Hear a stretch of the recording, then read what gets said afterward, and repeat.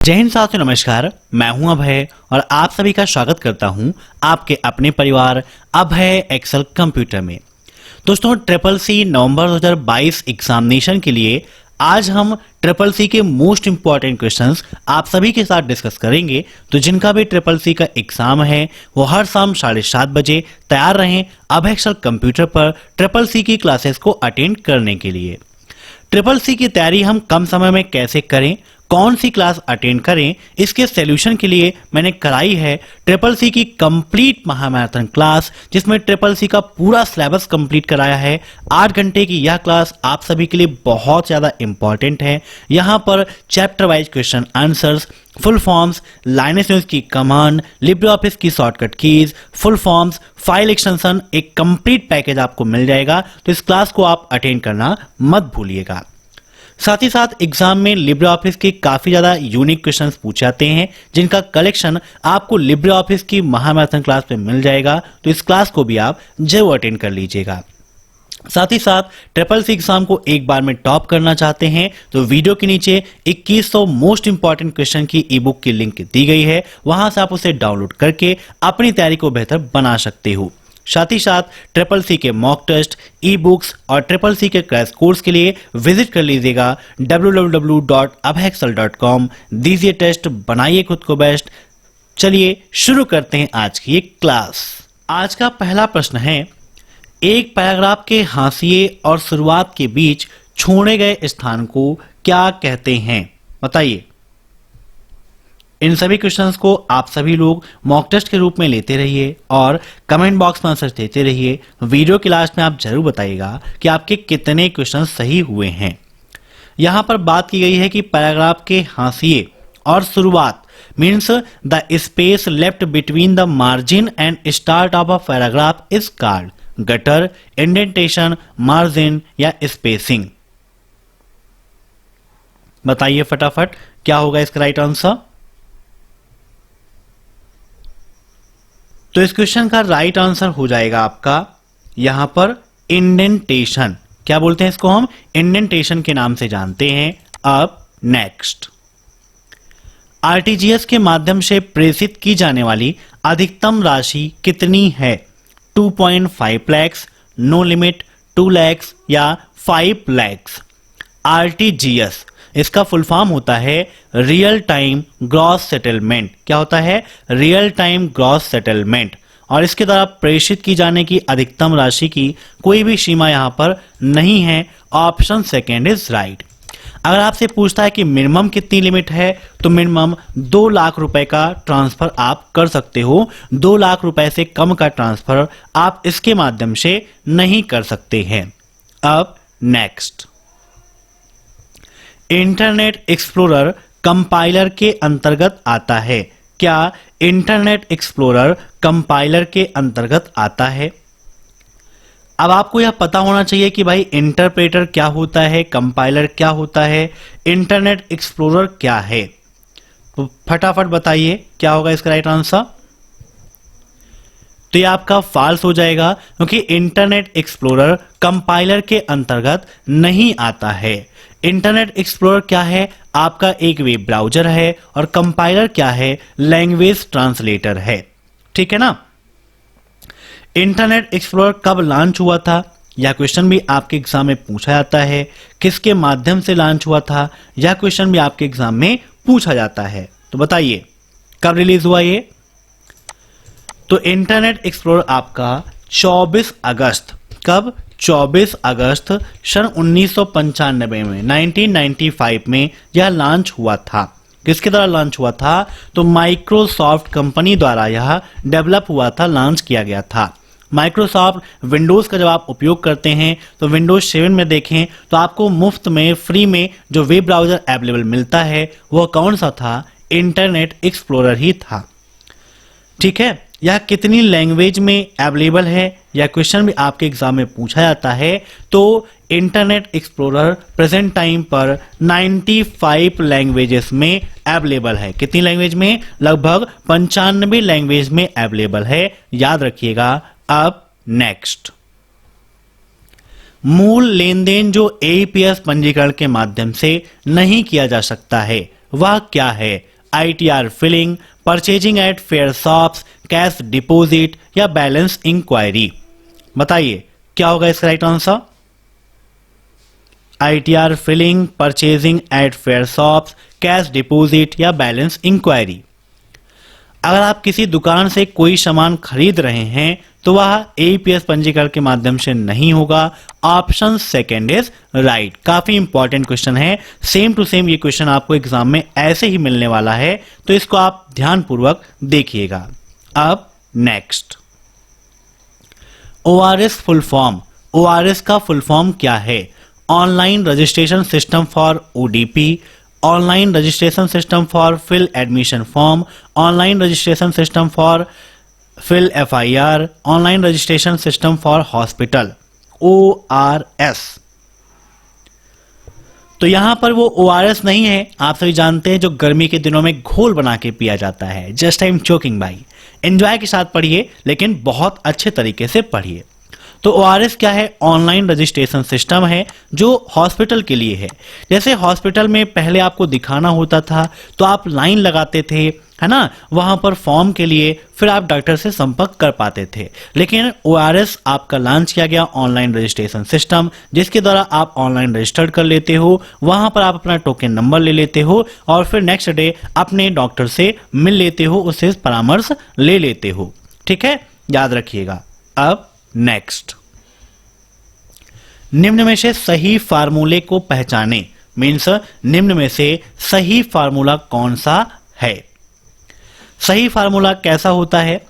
पहला चीज तो आपको यह देखना है कि वहां पर इक्वल साइन का उपयोग किया गया है या फिर नहीं, क्योंकि बिना इक्वल साइन के कोई भी फार्मूला वर्क नहीं करता है।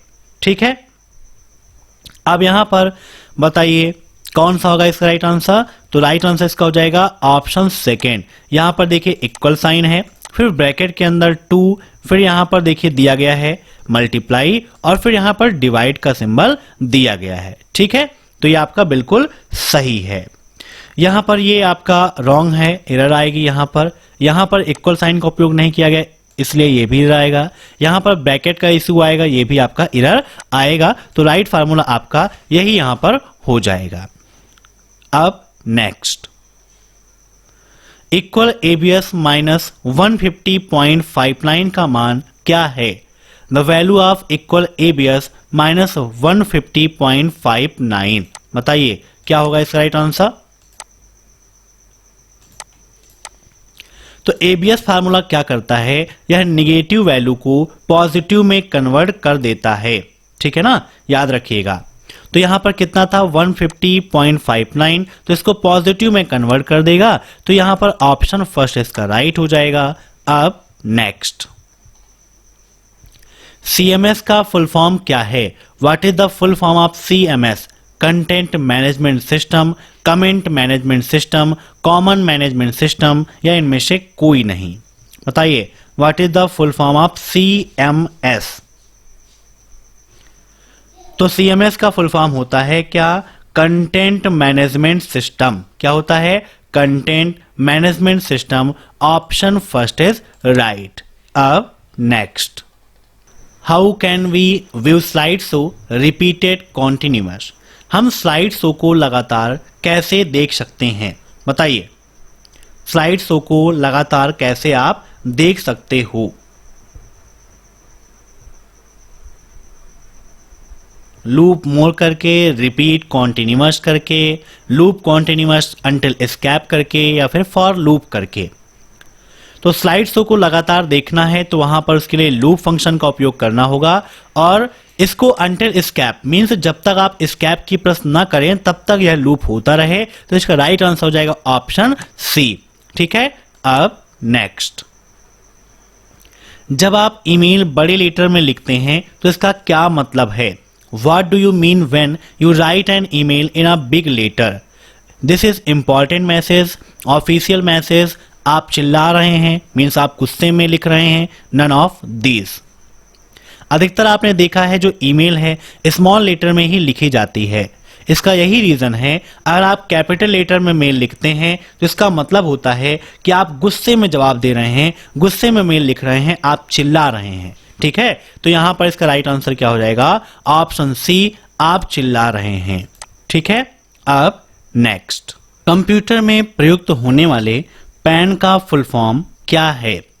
What is the full form of pan used in computer? Personal area network, private area network, prime area network या प्राइवेट एयरप्लेन नेटवर्क? बताइए क्या होगा इसका राइट आंसर? तो पैन का फुल फॉर्म है पर्सनल एरिया नेटवर्क। एक ऐसा नेटवर्क जिसको हम पर्सनली उपयोग करते हैं वह पैन कहलाता है। जैसे कि हम ब्लूटूथ का उपयोग करते हैं, तो ब्लूटूथ क्या है? पैन का ही एग्जाम्पल है। ठीक है ना, याद रखिएगा, ट्रिपल सी एग्जाम में क्वेश्चन भी पूछा जाता है कि ब्लूटूथ किस नेटवर्क का एग्जाम्पल है, तो पैन का एग्जाम्पल है। मुख्यतः देखें तो 3 प्रकार के नेटवर्क आपको मिलते हैं, लैन, मैन और वैन। लैन का फुल फॉर्म है लोकल एरिया नेटवर्क। ठीक है, मीन्स जो छोटी भौगोलिक दूरी में काम करता है, जैसे कि किसी घर में, किसी ऑफिस में, किसी बिल्डिंग में जो नेटवर्क उपयोग होता है वह लोकल एरिया नेटवर्क के अंतर्गत आता है। मैन का फुल फॉर्म है मेट्रोपॉलिटन एरिया नेटवर्क। मीन्स जो किसी शहर में, किसी क्षेत्र में उपयोग हो रहा नेटवर्क किसके अंदर में आता है? मेट्रोपॉलिटन एरिया नेटवर्क के अंतर्गत आता है। और वैन का फुल फॉर्म है वाइड एरिया नेटवर्क। ठीक है, जो बड़ी भौगोलिक दूरी, जैसे 2 देशों के बीच में, 2 द्वीपों के बीच में, महाद्वीपों के बीच में या एक देश में उपयोग होता है वह वाइड एरिया नेटवर्क कहलाता है। ठीक है ना, याद रखिएगा। अब देखते हैं नेक्स्ट क्वेश्चन। हम ईमेल से ऑडियो और वीडियो नहीं भेज सकते। We can not send audio and video by email. बताइए क्या होगा इसका राइट आंसर? तो बिल्कुल गलत बात है ना, क्योंकि आप ईमेल से ऑडियो और वीडियो को भेज सकते हो, कोई दिक्कत नहीं है। बस वहां पर आपकी जो साइज है वो 25 MB से अधिक नहीं होनी चाहिए। नेक्स्ट क्वेश्चन देखते हैं अब। डिजी लॉकर को किस वर्ष लॉन्च किया गया? In which year DigiLocker was launched? 2015, 2016, 2018 या 2019? बताइए डिजी लॉकर कब लॉन्च किया गया? काफी इंपॉर्टेंट क्वेश्चन है। डिजी लॉकर है क्या, यह भी आपको पता होना चाहिए। इसका क्या उपयोग है, यह भी आपको पता होना चाहिए। तो आप अपने डॉक्यूमेंट को सिक्योर कैसे रखेंगे? तो भारत सरकार द्वारा यह लॉन्च किया गया था, जहां पर प्रत्येक सिटीजन अपने डॉक्यूमेंट को अपलोड करके रख सकता है और कहीं भी इसको एक्सेस कर सकता है। इसमें आधार कार्ड के द्वारा आपका वेरिफिकेशन होता है। किसके द्वारा? आधार कार्ड के द्वारा आपका वेरिफिकेशन मीन्स आपका रजिस्ट्रेशन होता है और उसके बाद वहां से आप एक्सेस भी कर सकते हो। ठीक है, जैसे कि आपकी मान लीजिए मार्कशीट है, कोविड वैक्सीनेशन सर्टिफिकेट है, ड्राइविंग लाइसेंस है, राशन कार्ड है, इन सभी चीजों को आप सुरक्षित करके यहां पर रख सकते हो। एक क्वेश्चन पूछा जाता है कि क्या यहां पर सिक्योर है? तो बिल्कुल सिक्योर है, कोई भी दिक्कत नहीं है। और यह 2015 में लॉन्च किया गया था। Option first is right. अब नेक्स्ट, डिजी लॉकर में सेव करा सकते हैं, मीन्स डिजी लॉकर में कितने MB तक का डाटा सेव हो सकता है? 30 MB, 25 MB, 10 MB या 12 MB डिजी लॉकर में? बताइए डिजी लॉकर में कितना स्टोरेज आपको मिलता है?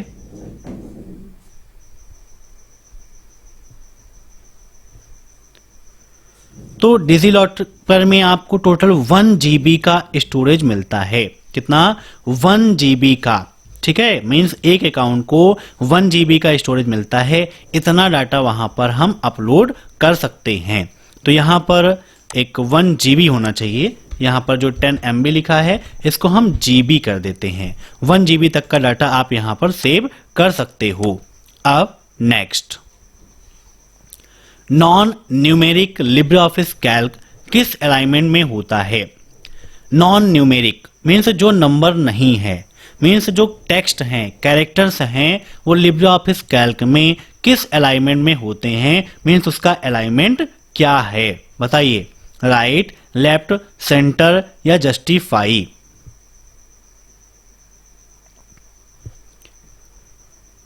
तो यहां पर देखिए, जैसे हम ओपन कर लेते हैं एक्सेल या फिर कैल्क को, और यहां पर हम कोई कैरेक्टर लिखेंगे तो इसका अलाइनमेंट देखिए क्या होता है, कोई नंबर लिखते हैं तो इसका अलाइनमेंट क्या होता है।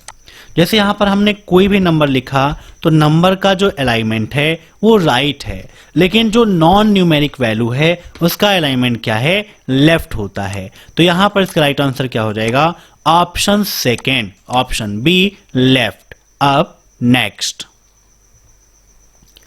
लिब्रे ऑफिस में एडिट का ऑप्शन कहां होता है, status bar, title bar, standard bar या इनमें से कोई नहीं, बताइए। लिब्रे ऑफिस में एडिट का ऑप्शन कहां पर होता है, तो इसका राइट आंसर हो जाएगा ऑप्शन सी, स्टैंडर्ड बार में होता है। टाइटल बार में क्या होता है, फाइल का नेम दिखता है। स्टेटस बार में क्या है, आपको पेज के बारे में दिखाई देता है, डॉक्यूमेंट के बारे में दिखाई देता है। जूम का ऑप्शन वहां पर आपको मिल जाता है, कहां पर, स्टेटस बार में। अब नेक्स्ट, RMDIR कमांड का क्या उपयोग है, what does RMDIR command, deleting the file, deleting the directory, both या इनमें से कोई नहीं। RMDIR कमांड एग्जाम में लाइनेक्स और यूनिक्स की कमांड से संबंधित काफी सारे क्वेश्चन पूछे जाते हैं, इसीलिए जो ई बुक मैंने बनाई है उसमें उन सभी का कंप्लीट कलेक्शन आपको दिया है। तो इसका काम होता है remove the directory, delete the directory, ठीक है। Option B is right.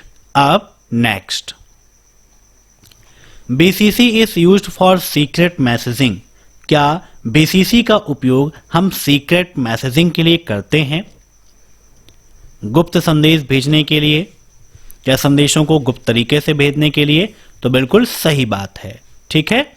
अब नेक्स्ट, मनरेगा किससे संबंधित है, व्यापार, पर्यटन, रोजगार या इनमें से कोई नहीं, बताइए। मनरेगा निम्न में से किससे संबंधित है,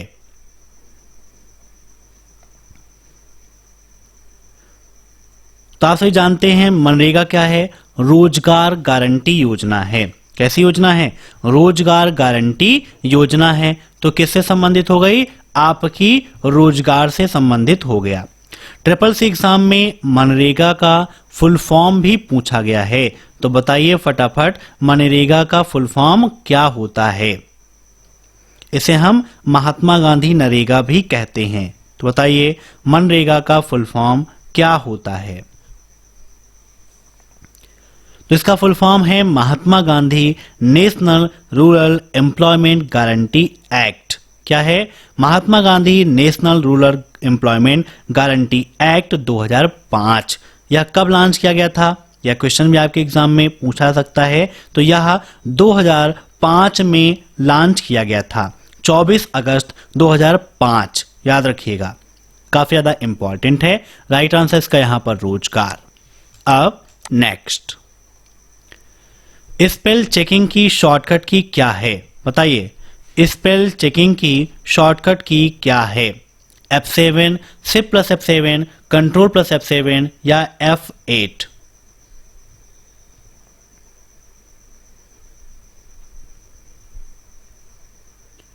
तो स्पेलिंग चेक करना है, मीन्स आप डॉक्यूमेंट्स में कोई भी चीज लिख रहे हैं वह स्पेलिंग सही है या फिर नहीं है, यह चेक करने के लिए हम F7 का उपयोग करते हैं। और ऑटोमेटिक स्पेल चेकिंग के लिए Shift प्लस F7 का उपयोग किया जाता है। जब आप F7 करेंगे तो पर्टिकुलर सिलेक्टेड टेक्स्ट को, मीन्स जो भी टेक्स्ट है, जो भी मीनिंग है, उसको सिलेक्ट करोगे, F7 प्रेस करोगे, तब वह बताएगा कि स्पेलिंग सही है या फिर नहीं है।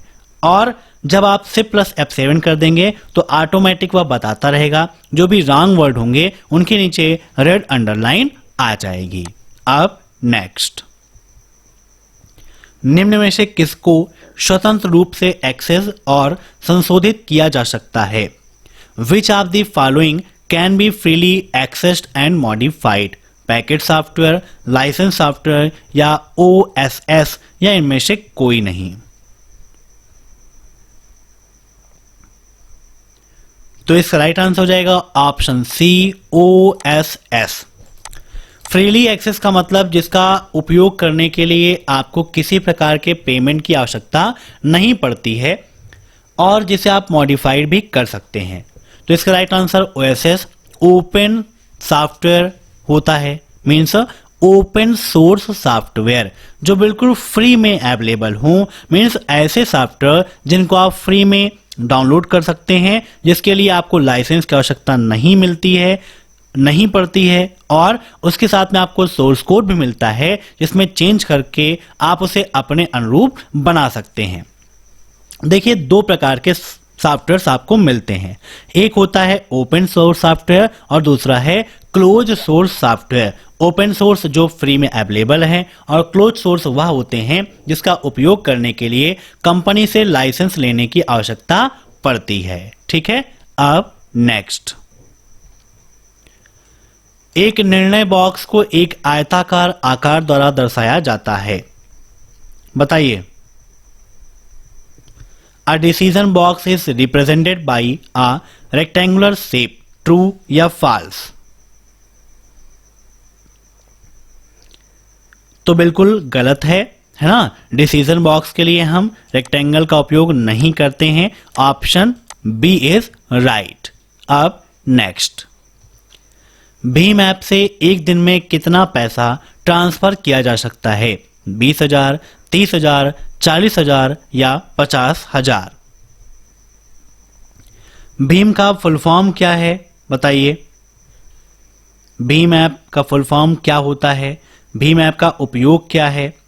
तो इसका फुल फॉर्म होता है भारत इंटरफेस फॉर मनी। क्या होता है? Bharat interface for money. Note down कर लीजिएगा, भारत इंटरफेस फॉर मनी, जिसके माध्यम से बैंक टू बैंक आप सीधे पैसे ट्रांसफर कर सकते हो। भीम ऐप को लॉन्च करने का उद्देश्य ही यही था, bank to bank money transfer करना। भीम ऐप किसके द्वारा लॉन्च किया गया? तो यह आपका NPCI द्वारा लॉन्च किया गया। किसके द्वारा? NPCI द्वारा। कब लॉन्च किया गया? यह प्रश्न भी SSC एग्जाम में बहुत पूछा जाता है। तो यह 30 दिसंबर 2016 को लॉन्च किया गया था। 30 दिसंबर 2016 को नोटबंदी के बाद यह लॉन्च किया गया था। यह कितनी लैंग्वेज में अवेलेबल है? यह प्रश्न भी आपके लिए काफी इंपॉर्टेंट है। कई बार SSC एग्जाम में पूछा जा चुका है कि भीम ऐप कितनी लैंग्वेज में अवेलेबल है। तो भीम ऐप प्रेजेंट टाइम पर 20 लैंग्वेज में अवेलेबल है। कितनी लैंग्वेज में? 20 लैंग्वेजेस में यह आपका अवेलेबल है। कहां से डाउनलोड कर सकते हैं? तो गूगल प्ले स्टोर से, ऐप स्टोर से, या फिर डायरेक्टली आप www.bheemupi.org.in से इसको एक्सेस कर सकते हो। यहां पर पूछा है कि भीम ऐप में एक दिन में कितना पैसा ट्रांसफर कर सकते हो? तो राइट आंसर इसका होगा ऑप्शन सी 40,000। 40,000 रुपए आप एक दिन में ट्रांसफर कर सकते हो। अब नेक्स्ट, लिब्रिऑफिस राइटर में सिलेक्टेड टेक्स्ट पर हेडिंग 1 स्टाइल लगाने के लिए किस शॉर्टकट की का प्रयोग किया जाता है? Which shortcut key is used to apply heading 1 style to the selected text in LibreOffice Writer? Ctrl+2, Ctrl+Shift+1, Ctrl+1 या Ctrl+5? देखिए, लिब्रिऑफिस राइटर में 3 प्रकार की हेडिंग होती हैं। कौन कौन सी? हेडिंग 1, हेडिंग 2 और हेडिंग 3। हेडिंग 1 के लिए शॉर्टकट की क्या है? तो Ctrl+1 है।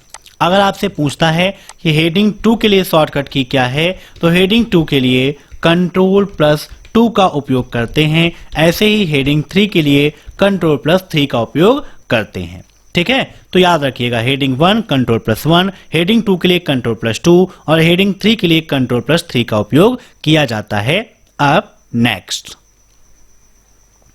लिब्रिऑफिस राइटर में एंड नोट और फुट नोट का ऑप्शन किस मेनू में पाया जाता है? बताइए। एडिट मेनू में, व्यू मेनू में, फॉर्मेट मेनू में या इंसर्ट मेनू में एंड नोट और फुट नोट का ऑप्शन।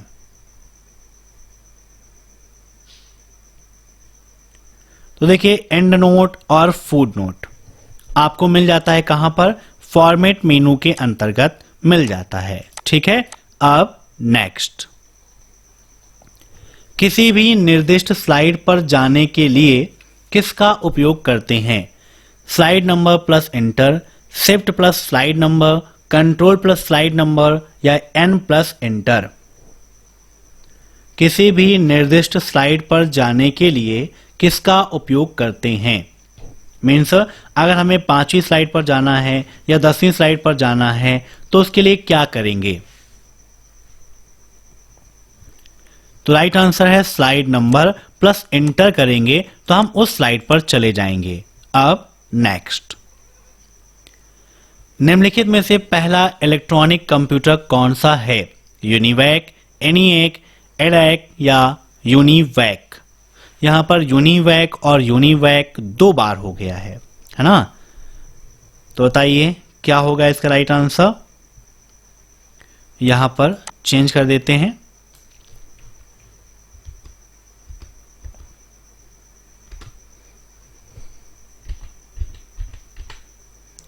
तो इसका राइट आंसर हो जाएगा ऑप्शन बी, एनिएक आपका पहला इलेक्ट्रॉनिक कंप्यूटर है। पहला पूर्ण इलेक्ट्रॉनिक कंप्यूटर एनिएक को माना जाता है। कब हुआ था डेवलप? तो 1946 1946 में डेवलप हुआ था। अब नेक्स्ट, डॉक्यूमेंट के अंत में होता है फुटर, हेडर, एंड नोट या none of the above. Means निम्न में से ऐसा कौन सा है जो डॉक्यूमेंट के एंड में उपयोग होता है? 2 चीजें हैं, एक तो है पेज के एंड में उपयोग करना, दूसरा है डॉक्यूमेंट के एंड में उपयोग करना। भाई पेज का एंड मतलब जहां पर पेज खत्म हुआ, और डॉक्यूमेंट तो पेज में यहां पर भी खत्म हो सकता है और नीचे खत्म हो सकता है ना? तो डॉक्यूमेंट के अंत में एंड नोट का उपयोग होता है। ठीक है ना, एंड नोट लगाएंगे तो कहां पर लगेगा? डॉक्यूमेंट के लास्ट में लगेगा। अब next, Flipkart is best example of emailing, e commerce, e learning या इनमें से कोई नहीं? बताइए फ्लिपकार्ट निम्न में से किसका एग्जाम्पल है? तो फ्लिपकार्ट आपका ई कॉमर्स का एग्जाम्पल है। किसका? ई कॉमर्स का। ठीक है ना, याद रखिएगा। अब नेक्स्ट, रुपया शब्द किस भाषा से लिया गया है? संस्कृत, तमिल, तेलुगु या फिर हिंदी? रुपया बताइए फटाफट। तो यह संस्कृत भाषा से लिया गया है। Option first is right. तो आज की क्लास में बस इतने क्वेश्चंस। दोस्तों ट्रिपल सी की ई बुक की लिंक वीडियो के नीचे दी गई है, आप सभी लोग उसे जरूर डाउनलोड कीजिएगा। अगर आज की यह क्लास पसंद आई हो तो वीडियो को लाइक कर दीजिएगा। इसका पीडीएफ आप सभी को हमारे टेलीग्राम चैनल अभेक्सर कंप्यूटर पर मिल जाएगा, तो फटाफट ज्वाइन कर लीजिए और पीडीएफ से पढ़ाई करिए। Thanks for watching my video. फिर मिलते हैं नेक्स्ट क्लास में, तब तक के लिए बाय बाय।